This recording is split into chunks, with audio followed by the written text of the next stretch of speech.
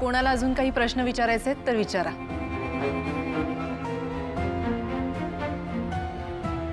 निशिता थांब. तिला सॉरी म्हण.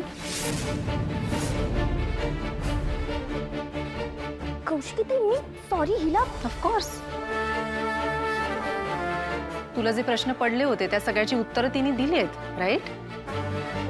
आणि तू तिला किती एम्बॅरेस केलंयस त्याच्यासाठी तू सॉरी म्हणायला हवं. म्हण सॉरी.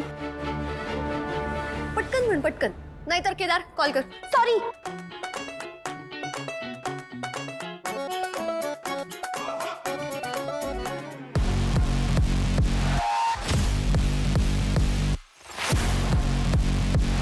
टेक्नो त्याला आहे ना एक काम कर, अजून एक दोन मेसेज कर ना. अहो काय मेसेज करू ती कळायला तर हवं ना. अरे नाही नाही थांब थांब. त्याला फोन बी नाही करू शकत यार.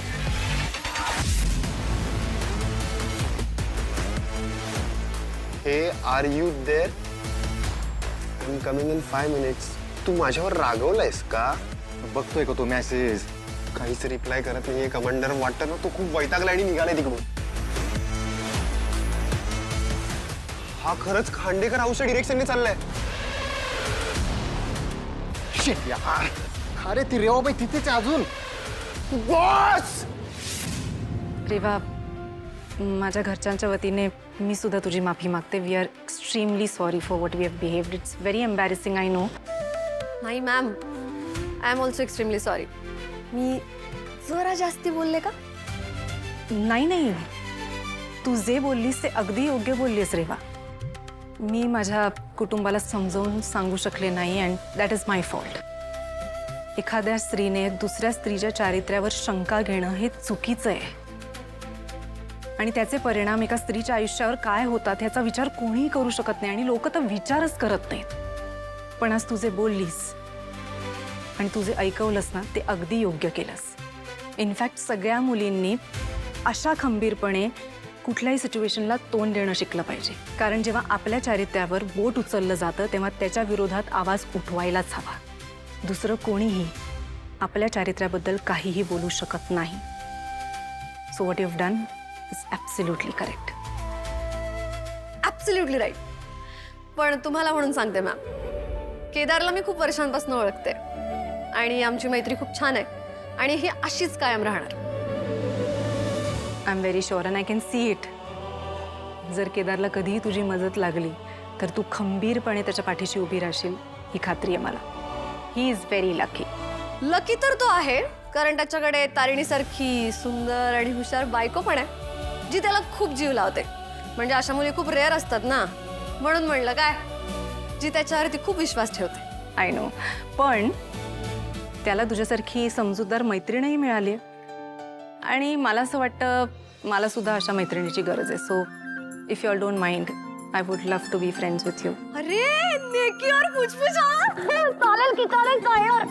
मला फार आवडेल. You are an inspiration ma'am. Come on, तुम्ही एक फोन करा मी लगेच हजर होईल. आणि ना मी आता ना फ्लेक्स करीन म्हणजे माझ्या बाकी सगळ्या मित्रमैत्रिणींना सांगेन the Kaushiki Khandekar is my friend नाव.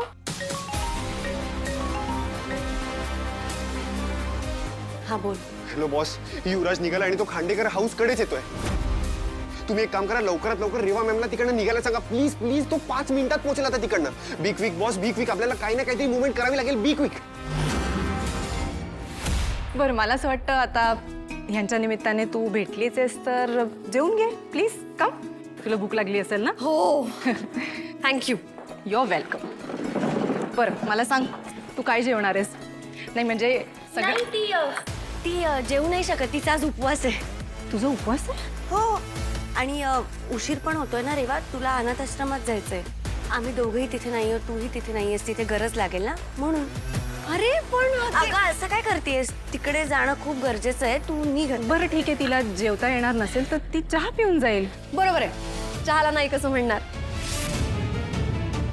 तारिणी चहा करतेस का प्लीज?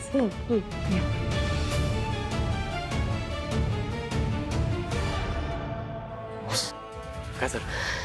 टेक्नोचा फोन आला होता. युवराज निघालाय तिकडनं, त्याच्यामुळे आपल्याला हिला लवकरात लवकर इकडनं बाहेर काढावं लागेल.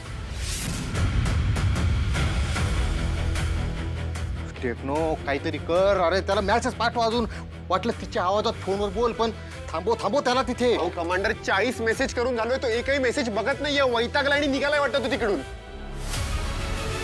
पण काही म्हणा Kaushiki ma'am, Kedar is a green flag. नाही, actually is a green forest. He is a green planet.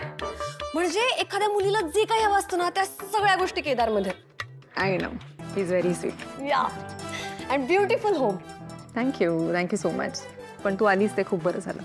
आणि आज तू केदारबद्दल एवढं बोललेस, मला असं वाटतं त्या दोघांची दृश्य काढायला लागणार. येस प्लीज काढा, नक्की काढा. काढू पुढच्या वेळेस काढू. आता निघतेस ना? अरे असं काय करतोस? ती बसू दे ना.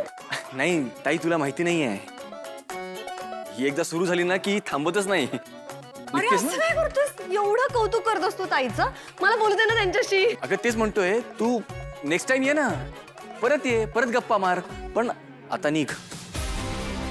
अरे केदार, काय पद्धत आहे बोलायची? अहो ताई, निघायला पाहिजे म्हणजे तिने निघायला हवं ना आता.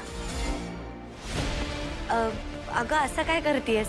अनाथ आश्रमात वाट बघतायत तुझी सगळेजण. आणि तो माणूस जो दुरुस्तीसाठी आला होता तो निघालाय यायला परत. मग आपल्यालाही निघायला हवं, हो की नाही? निघाला निघाला. माणसाबद्दल बोलताय तुम्ही? एक नंबरचा भामटा आहे. तुम्हाला सांगते, त्याला असं बघितलं ना की असं रक्त उसळतं ना, अशी तळपायची एक मस्त काय हो, हो, चालते. हो, असं वाटतं हो, निघायला आता निघायला हवं ना आता पटकन. चला, हा चल ताई पटकन. तुम्ही पण, तुम्हाला उशीर होतोय ना? हो. चला. या. Reva, it was very nice to meet you. आणि नीट जा. Thank you so much. जपून जा. थँक्यू. चला या ताई, तुम्हाला उशीर होतोय. या, आय एम लेट. अरे हो चल. अरे पण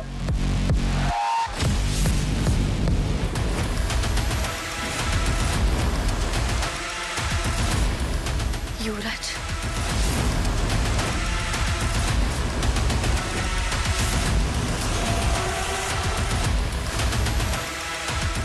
चल.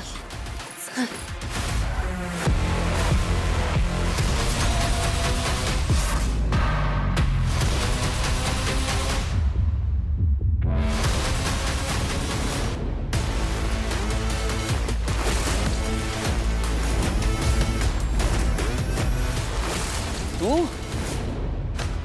इथे?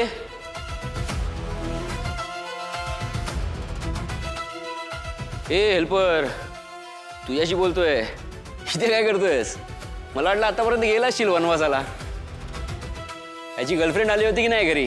अरे की तिला घरात घुसूच नाही दिलं, सगळं खरं सगळ्यांसमोर येईल म्हणून.